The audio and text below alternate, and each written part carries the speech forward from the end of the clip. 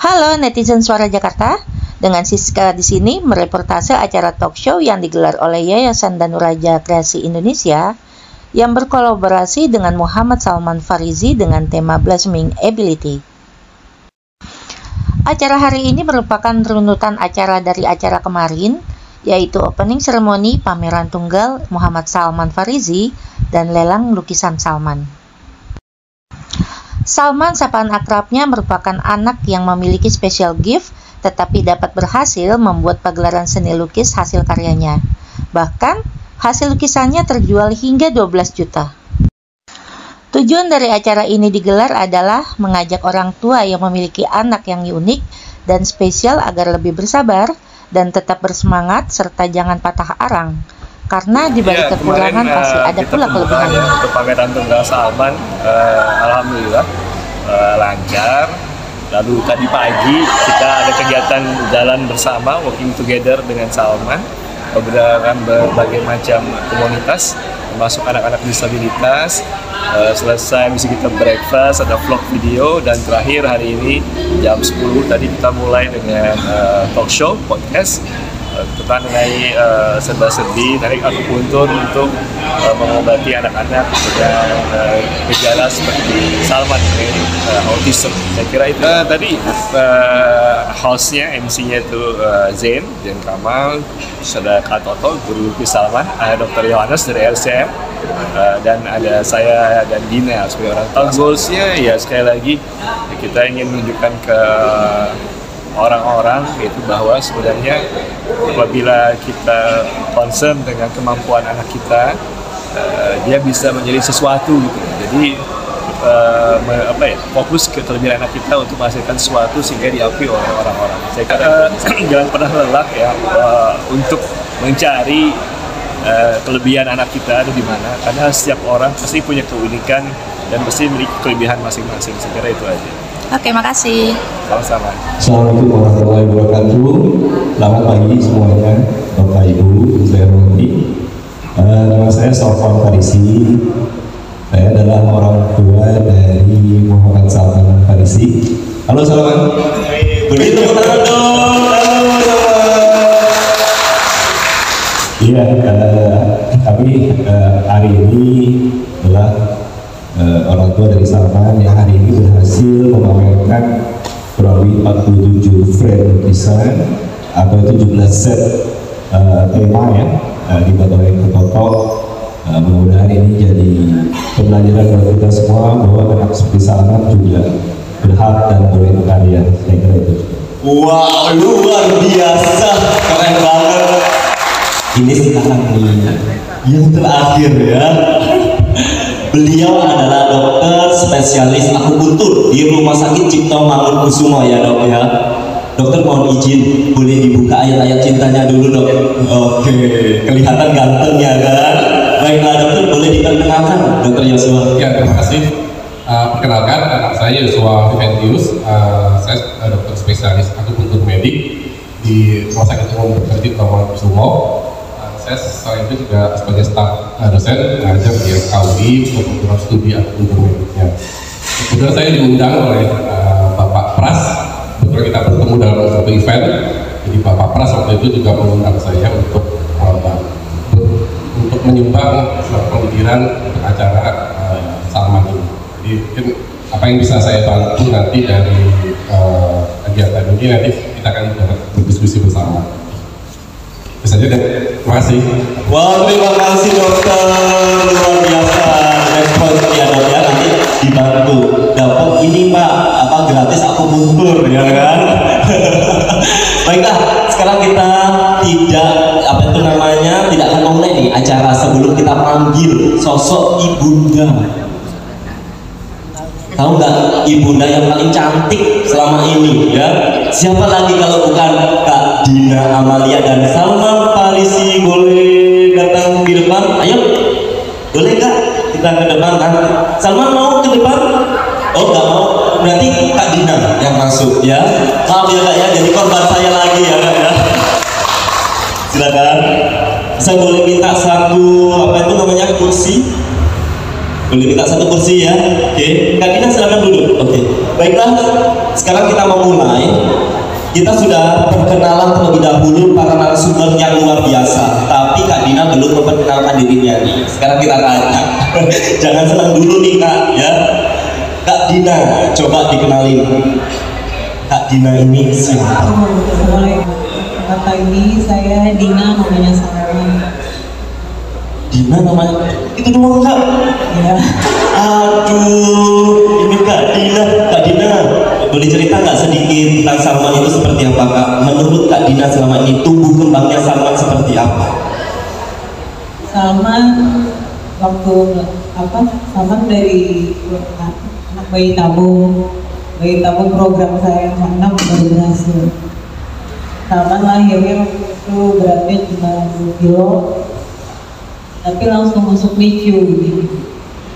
Masuk NICU, tapi Salman pada saat keluar dari rumah sakit, Salman nggak bisa netek ya, dia belum bisa, jadinya minum susunya pakai sendok. Luar biasa. Sampai umur 3 bulan.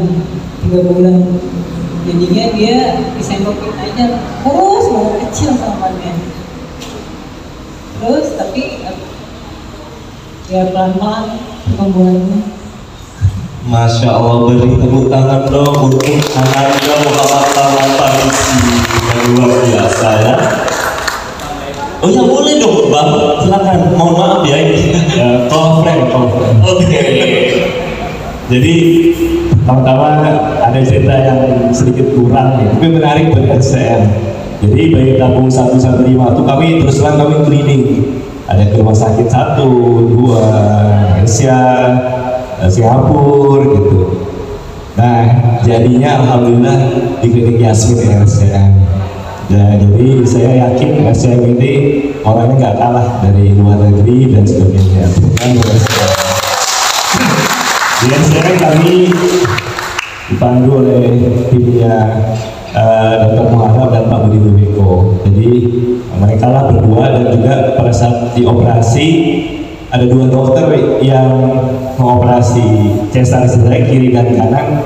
Yang sebelah kiri almarhum Ali Sungkar, yang sebelah kanan Dr. Muhammad. Jadi beliaulah orang-orang yang menurut kami pikirannya bisa mengatasi problem dari istri saya, yaitu dia punya masalah ACA, dan juga dibantu oleh ahli darah Profesor Jumhana. Jadi semuanya produk-produk dokter RCM. Terima kasih RCM. Wah, terima kasih sekali ya, luar biasa. Terima kasih Pak Somad sama Kak Dina, ya kita manggilnya friendly aja ya. Oke, baiklah. Ada yang perlu ditanyakan langsung? Nggak ada pertanyaan dari saya, langsung ada pertanyaan gitu.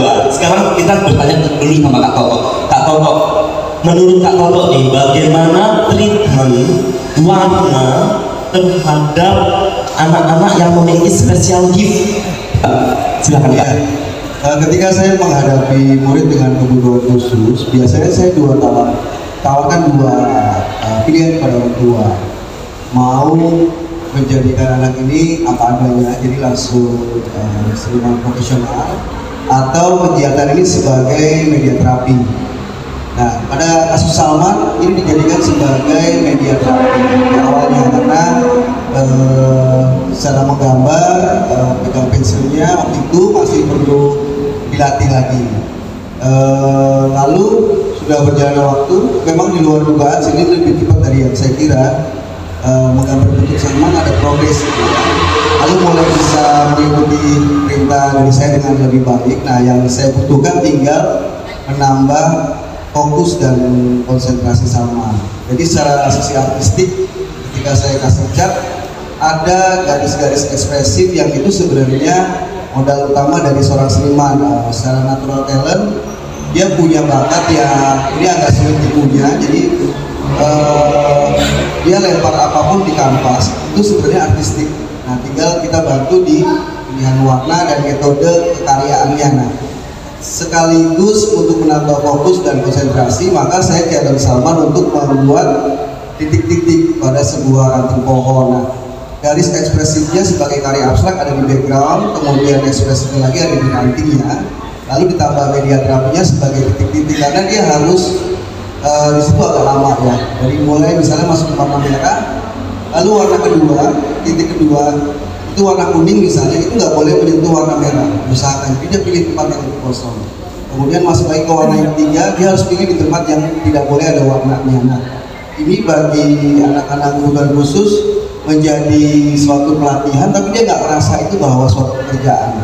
Jadi dia asik titik-titik. Nah, tanpa disadari itu menjadi proses Salman untuk belajar fokus dan konsentrasi lebih lama. Karena menurut saya ketika fokus dan konsentrasinya sudah bagus, informasi dari luar lebih bisa masuk ke dia dan dia bisa mendapat banyak ilmu yang lainnya.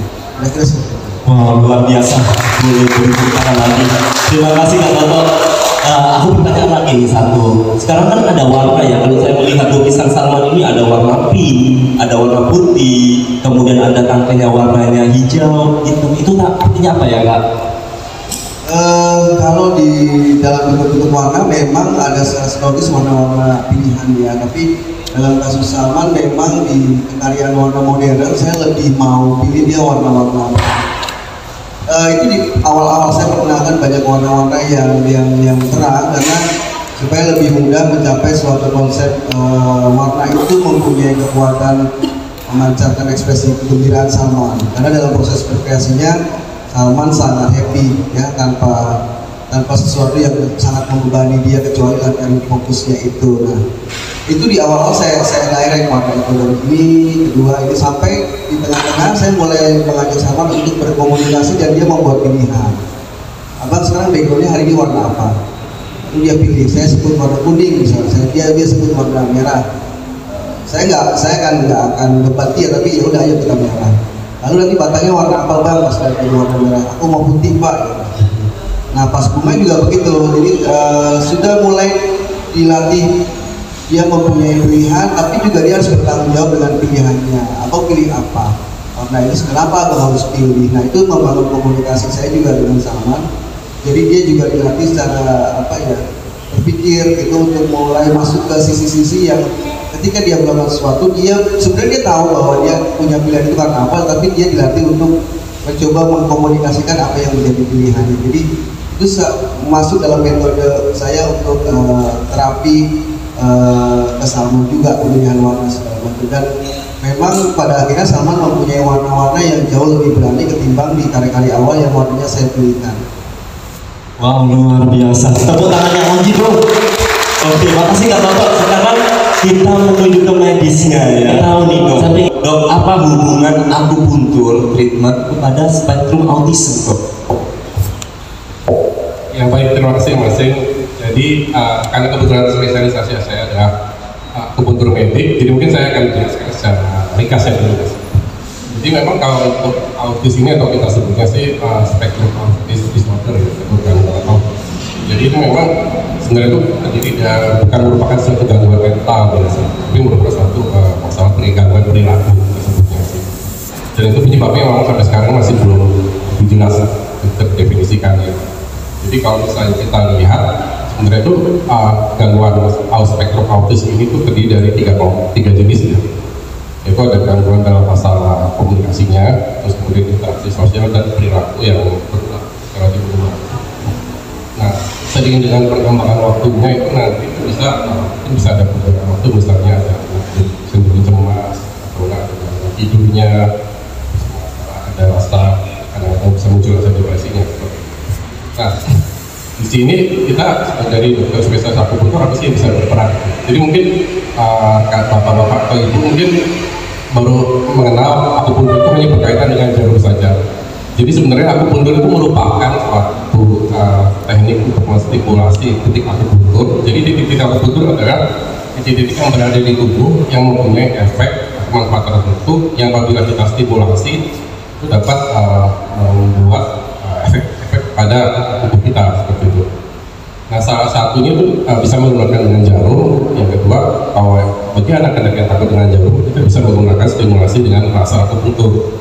Nah dari stimulasi dengan laser akupuntur ini kan tidak menggunakan jarum. Nah itu pada umumnya itu anak-anak lebih menyukai gitu. Jadi tanpa jarum. Nah dari akupuntur ini kita bisa untuk mengontrol bagaimana rasa cemas, rasa gangguan tidurnya, rasa depresi ataupun emosional itu dapat kita bantu dengan akupunturnya. Mungkin kalau autisnya sendiri itu memang karena itu kan memang sudah dari awal dan bawah sejak lahir. Nah itu memang biasanya itu terdeteksi biasanya di bawah umur 3 tahun gitu. Itu memang penyebabnya itu juga masih belum jelas, bisa masalah dari genetiknya ataupun dari faktor lingkungan. Jadi disitulah akupunktur mungkin nggak langsung berperan terhadap autisnya itu benar-benar sembuh, namun untuk gejala-gejala yang di sekeliling itu bisa kita treat dengan akupunktur. Sebenarnya itu spesial gift ya dok ya? Ya, karena yang sudah diberikan anugerah sama Tuhan Yang Maha Esa kan? Tadi dengan Pak Soto juga saya juga sangat setuju sekali terapi dengan, memang saya baca itu memang terapi, salah satu terapi ini bisa dengan menggunakan terapi melukis, terus, musik juga, jadi itu untuk mengembangkan bakat yang dimiliki oleh seorang. Jadi biasanya itu anak-anak dengan spesial ini mempunyai kelebihan di salah satu bidang. Dan salah satu bidang kalau saya lihat dengan sama dari gambar itu memang sangat menonjol. Wah, terima kasih dokter, boleh bertepuk tangan. Nah sekarang saya ingin tanggapan nih dari Sofwan ya, bagaimana nih untuk menyikapi apa yang sudah pernah dilakukan treatment untuk menstimulasi perkembangannya Muhammad Salman Farisi? Ya, jadi mungkin sharing dari awal ya. Kalau yang namanya kita punya anak dan tahu-tahu ada seperti Salman, pasti kan kita cemas, panik ya. Ini mau diapain ya? Jadi memang awal-awal kita bawa ke dokter sih, dokter dulu ya. Dokter itu Dokter Meli Budiman itu dia bilang ini sebenarnya bukan autis gitu. Tapi mungkin kalau ada ya mild ya, nggak terlalu berat. Cuman kan seiring berjalan waktu kan kita lihat kan kalau di sekolah Salman tuh sampai kelas 4 atau 5 tuh dia masih dicoba diikuti dengan pelajaran sama seperti yang lain. Dan terus terang sih agak ketinggalan, walaupun kita lihat di satu sisi dia punya kelebihan mengingat yang cukup kuat ya, detail dan kuat, tapi sekali lagi untuk yang dia suka itu aja. Jadi itu satu. Nah, bagi orang tua ngerti coba terapi ya, terapi banyak sih, terapi apa ya, jadi kalau kita berdiri di mana lah dan sebagainya, itu kita terapi. Tapi intinya adalah sensori terapi, bicara, berkomunikasi, semuanya kita lakukan. Terus ada treatment dari dokter lah, dikasih obat, tapi bukan obat yang berenang bukan, tapi ada obat buat supaya obat hormon dan sebagainya. Jadi memang sih kalau saya yakin orang tua lain tidak sama. Kita coba berbagai macam sampai kita nggak tahu yang bisa membuat Salman seperti sekarang apa ya, gitu ya. Karena banyak banget A, B, C, D. Nah, tapi memang yang kita lihat Salman itu yang prima dokter bilang dia punya stres di situ di musik dan penyanyi sebenarnya. Jadi kalau dia pinjam HP itu yang dia lihat adalah video juga musik. Dia nggak suka game, saya juga nggak suka. Saya juga nggak suka game, jadi ya dia lihatnya musik, lalu kami coba salurkan, dan memang musik menjadi terapi juga, musik jadi terapi. Cuman akhirnya seperti yang kita cerita kemarin, sekitar 2 tahun terakhir kita mencoba melukis. Jadi di sini melukis ini ada. Ya saya kira ya itu, jadi kita sebenarnya nggak tahu, kita banyak Pak Dokter, terapi hormon, terapi ini, terapi anu, stem cell lah, macam-macam. Mungkin justru kalau boleh sih saya bertanya sama Pak Dokter, sebenarnya kan kita menghindari sekali terapi yang memasukkan sesuatu ya, obat sebagainya. Apa sih dok kelebihannya akupuntur dibandingin terapi yang pakai obat ataupun terapi-terapi yang lain? Apakah bisa menjadi game changer gitu, problem solver, atau sebagai bagian dari terapi-terapi yang lain? Mungkin mohon maaf nih saya tanya, saya kan penasaran aja, apa sih kelebihannya akupuntur dibandingin yang lain gitu? Ya baik, terima kasih Pak.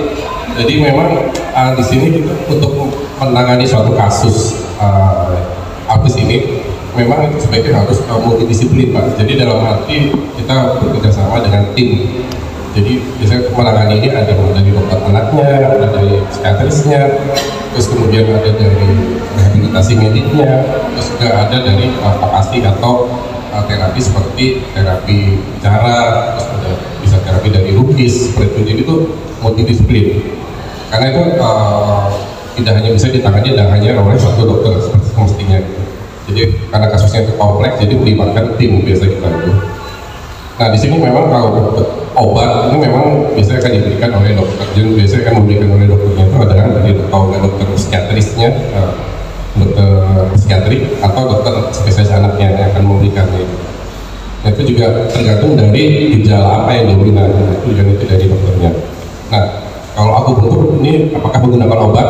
Kita tidak menggunakan obat karena kita hanya menggunakan stimulasi murni dari akupunktur. Jadi akupunktur itu selain bisa menggunakan jarum tadi seperti saya sudah sebutkan, ada bisa menggunakan laser. Dan jika Bapak searching juga di internet itu memang tahun 2 tahun lalu itu memang sudah ada publikasi dari FKUI yang meneliti tentang peranan dari laser akupunktur untuk sindrom autism disorder ini. Dan itu memang hasilnya juga baik. Jadi pada senior saya yang melakukan penelitian itu hasilnya itu dilakukan terhadap anak-anak yang menderita autis. Dan di situ memang salah satu gejala yang paling menonjol misalnya anaknya dari situ hiperaktif itu dia juga bisa lebih tenang. Terus juga jadi lebih yang tadi tidak bisa mendengarkan orang tuanya, jadi bisa lebih mendengarkan, lebih patuh. Dan juga gejala gangguan tidur juga ada perbaikan dan itu responnya positif sehingga anak bisa jadi lebih mengikuti terapi-terapi yang lain seperti tadi melukis ataupun menyanyi, itu jadi lebih bisa diarahkan sehingga anak-anak itu jadi lebih mudah. Nah untuk laser ini sendiri atau akupunktur sebenarnya tidak efeknya sih tidak berbahaya karena dia tidak menimbulkan ketergantungan seperti obat. Cuman kalau obat memang kalau kita baca dari literatur memang salah satu efek sampingnya bisa menimbulkan seperti ketergantungan, ngantuk atau ada rasa tremor, itu memang efek samping dari obat. Nah di sini kalau misalnya akupunktur karena kita tidak menggunakan obat, jadi efek samping yang paling mungkin bisa dirasakan apabila menggunakan jarum itu memang rasa seperti ditusuk karena memang kalau itu jarum ditusuk memang pasti rasa nyeri. Cuman kalau untuk menggunakan laser itu tidak menggunakan jarum, jadi kalau untuk laser itu painless, jadi bebas nyeri. Bagaimana Pak? Ada tambahan lagi, Pak Sufan? Oke, beri tepuk tangan dulu dong, luar biasa ya kan. Karena kalau ke Kak Dina dulu nih, Kak Dina bagaimana perasaannya memiliki anak se-cute Salman? Semuanya pada ngomong tuh dari depan, ih ganteng ya Salman itu ya gitu. Bagaimana nih Kak? Alhamdulillah, kan. Iya, karena mukanya kayak bule ya kan. Tadi ya Salman ya, ada ganteng tadi. Sebenarnya saya tertarik pada lukisannya Salman. Berbentuk seperti pohon ya Pak, maksudnya dari setiap gambarnya mungkin itu bisa dijelaskan cerminannya apa, dan mungkin tadi kan dari warna aja ya Pak ya, mungkin ini dari bentuknya mencerminkan apa seperti itu. Terima kasih. Terima kasih dokter Fitria, di sini aja, nanti kalau ada pertanyaan lagi biar saya nggak jauh-jauh ke dokter ya, enggak? Penjelasannya panjang dikit nggak apa ya? Oh tidak apa-apa, kayak gitu dok, kita dok duduk sini. Saya mau coba sambung dari Pak Dokter tadi bilang bahwa stimulasi pada akupunktur itu kan lebih ke diri sendiri memperbaiki sistemnya. Jadi secara DNA mungkin dia memperbaiki secara selnya gitu ya. Jadi tubuhnya di booster untuk memperbaiki diri sendiri. Nah sebenarnya ini juga bisa dilakukan karena ada temuan juga misalnya dari pengetahuan bahwa sel orang tua dan anak saling terkait bervibrasi secara apa itu masih diteliti lagi, tapi bahwa ada koneksitas antara orang tua dan anak. Maka kemajuan anak-anak dengan kebutuhan khusus secara sensori, secara motorik itu juga ada andil besar dari penerimaan kedua orang tuanya. Jadi ketika anak ini segera diterima kehadirannya sebagai sebuah anugerah, maka secara healing selnya si anak akan mempunyai kemampuan bahwa oh saya diharapkan kehadirannya di sini dan dia akan semakin menjadi lebih baik. Tetapi pada kasus yang saya 20 tahun berteman dengan anak-anak, saya lihat ketika keluarga itu segera mungkin menerima dengan penuh cinta bahwa anaknya akan segera menjadi lebih baik, tapi ketika masih denial, masih mencoba mengobati, harus bisa normal, harus bisa seperti orang lain, malah progresnya mundur. Jadi ini menjadi satu.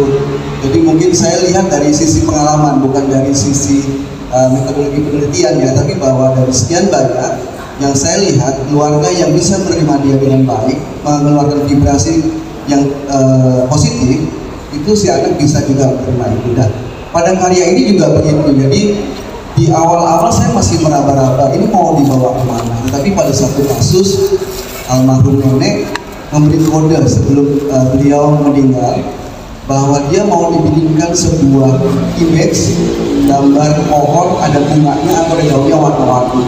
Nah itu sesuatu yang dia lihat ketika sedang dirawat. Nah kemudian saya coba. Nah dari situ mulai kelihatan, oh iya ternyata ini yang menjadi kekuatan Salman, di mana abstraksi goresannya di bagian belakang menjadi background itu masuk, kemudian sisi dekoratif yang bisa diterima banyak orang masuk. Jadi menjadi sebuah paduan karya yang menarik.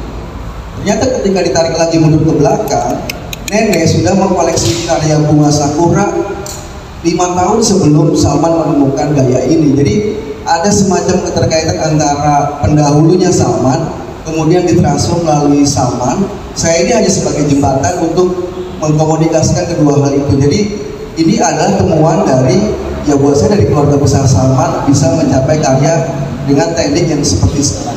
Itu maksudnya. Luar biasa. Bagaimana Dokter Indria?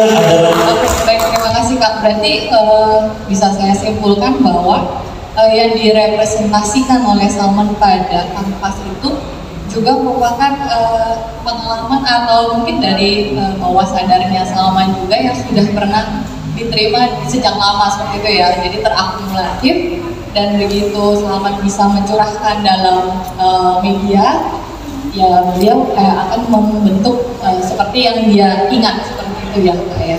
Betul. Dan ada satu lagi lagu favoritnya Salman kan tentang Barcelona, tentang juga ada lagu-lagu bunga sakura. Nah itu juga, itu ternyata juga jadi ketika dia melakukan ini, melakukan project art ini, itu saya harus menghadirkan sisi-sisi di mana dia nggak boleh terlalu banyak tekanan secara teknis, tetapi saya harus lihat sisi mana yang bikin dia paling happy ketika mengerjakannya, paling sedikit tekanan-tekanan dari luar atau intervensi dari luar. Nah di bunga sakura ini Salman sangat berhasil.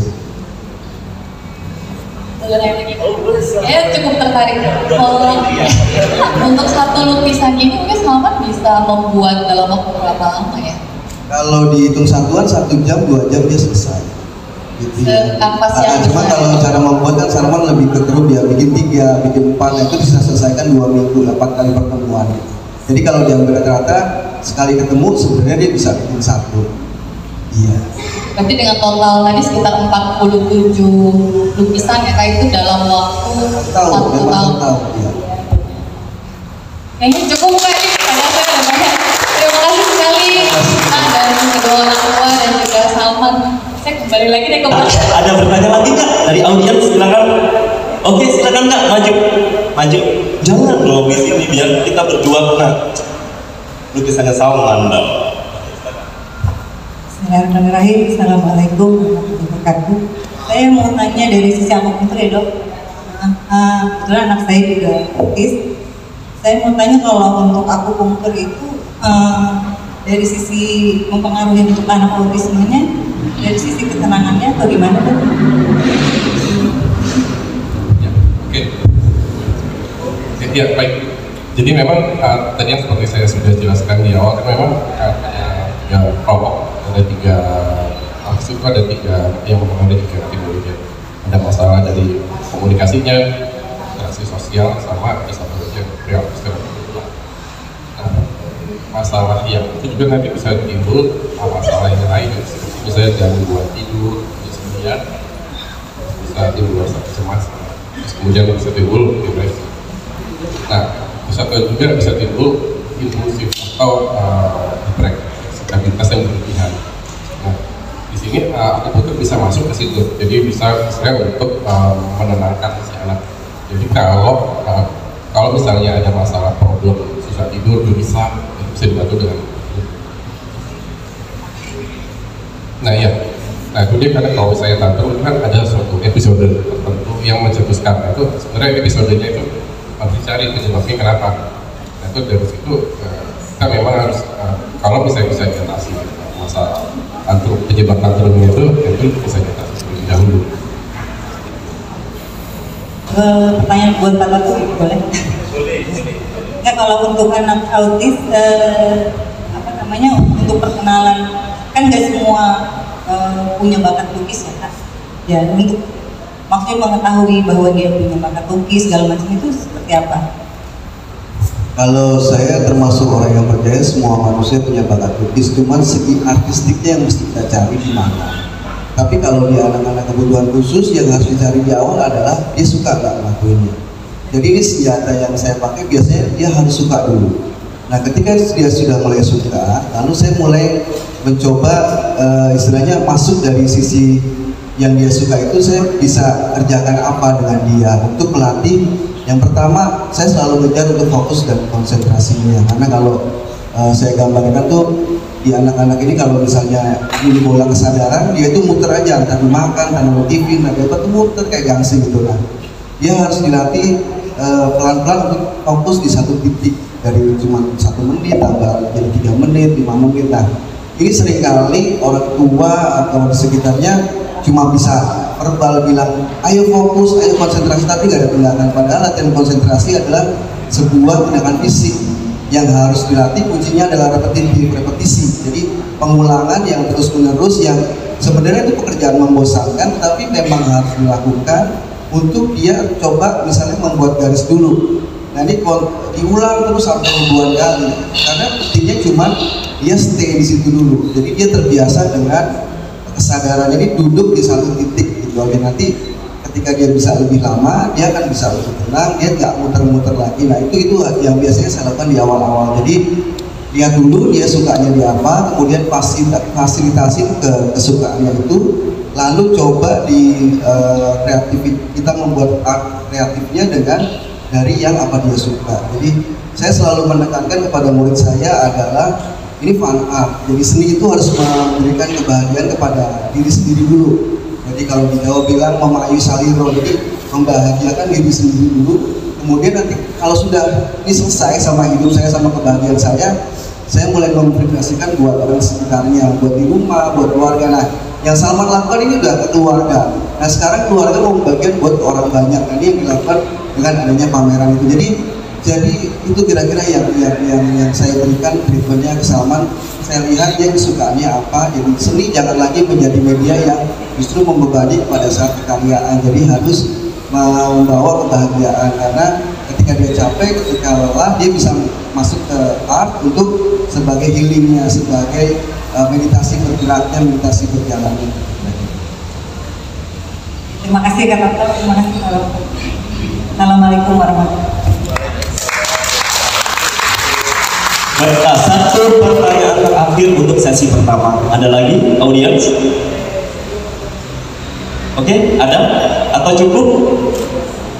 Oke, silakan Kak Siska dari Mainstream ya, dari Suara Jakarta ya. Ya, sudah berjalan hampir 2 tahun ya untuk mengajar Salman. Kira-kira ada apa tujuannya nggak? Jangka waktu misalnya Salman ini sudah bisa dilepas atau mandiri seperti itu, ataukah masih harus diawasi sampai kapan seperti itu? Ya. Pada sifat kekaryaan seni modern itu sebenarnya kekaryaan itu bisa dibuat secara kolaboratif. Jadi kolaboratif itu bukan berarti kita kerjakan berdua, tapi bahwa ketika dia mengerjakan ada teman, ada seseorang yang mendampinginya. Jadi itu bisa menjadi karya-karya kolaboratif yang sekarang saya bawa menjadi outsider art gitu ya. Jadi sampai kapan?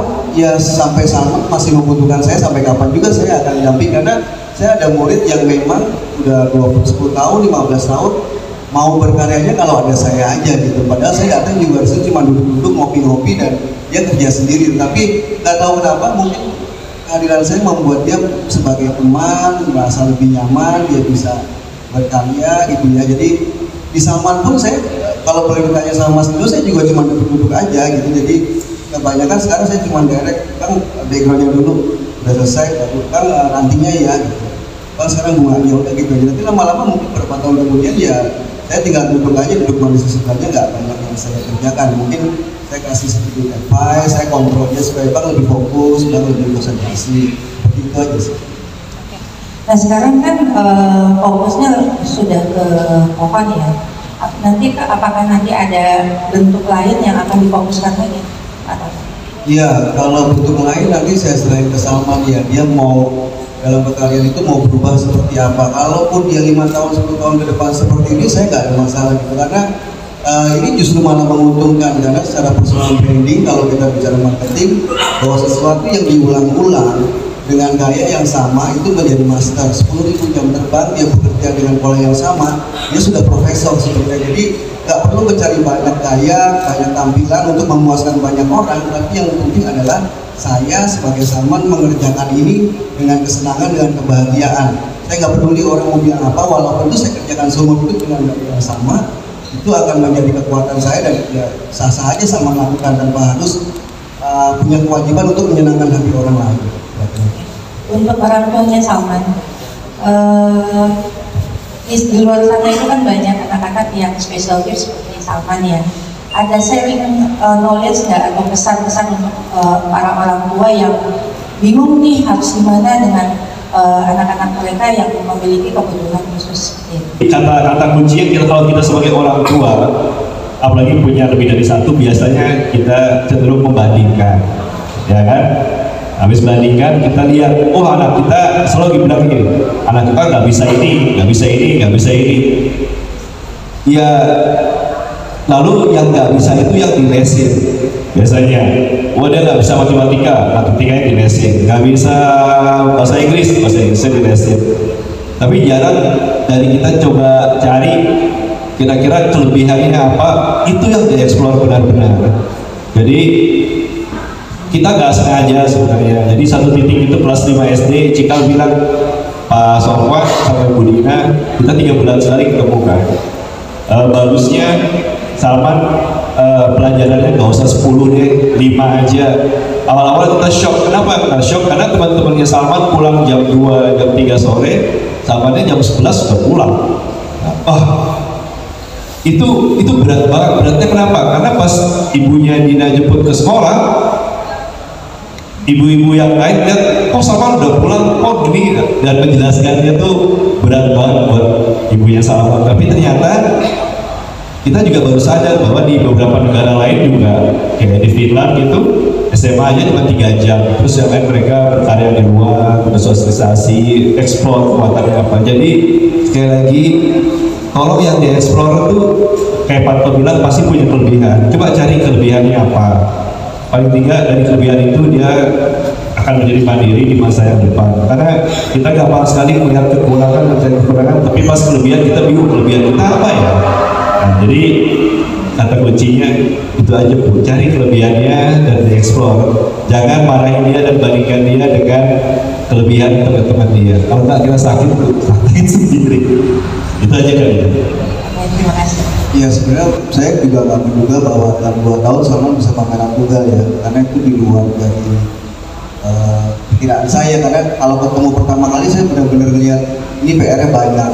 Dari sisi drawing ya, kalau kita lihat dari standar artistic drawing itu PR-nya masih banyak, tapi saya selalu percaya bahwa dia pasti punya sesuatu yang sebenarnya tersimpan, karena saya lihat ada coretan-coretannya itu yang artistik gitu. Nah, kemudian saya tadinya standarnya mau setahun 2 tahun drawing, tapi saya percepat, kita langsung masuk painting aja, karena saya pikir kayaknya hanya cat yang bisa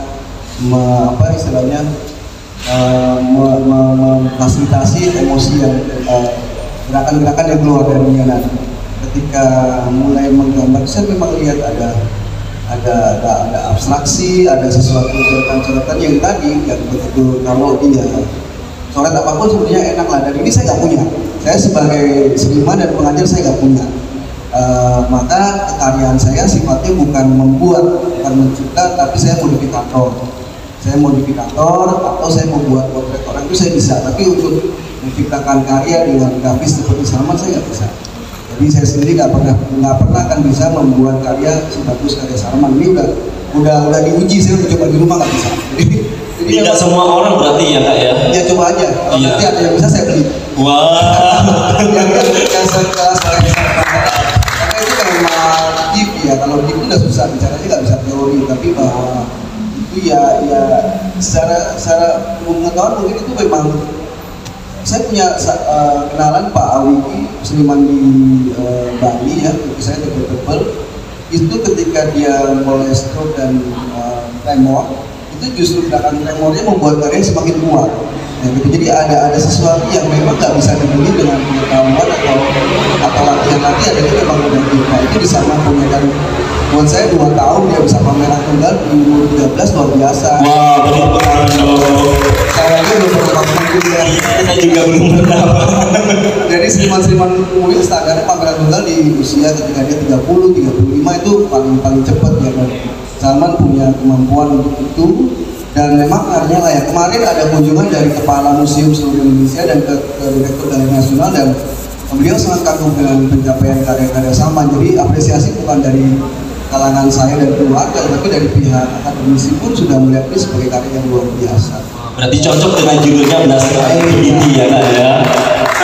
Cocok banget, achievement and appreciation ya Kak ya? Betul. Oke, terima kasih. Ada pertanyaan?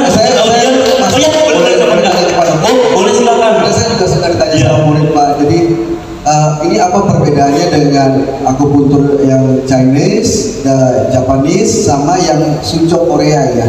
Kira-kira apakah itu ada persamaan atau mungkin ada perbedaan?